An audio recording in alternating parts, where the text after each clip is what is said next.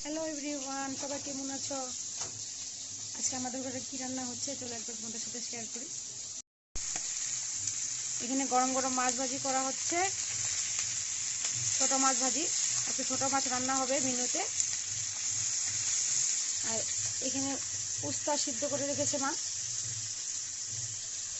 উস্তা সিদ্ধ করে পেঁয়াজ লঙ্কা দিয়ে মাখা হবে।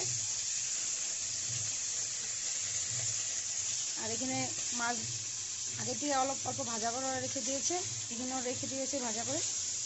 আর মাছের সাথে হবে আজকে আলু দিয়ে বেগুন দিয়ে মাছের ঝোল।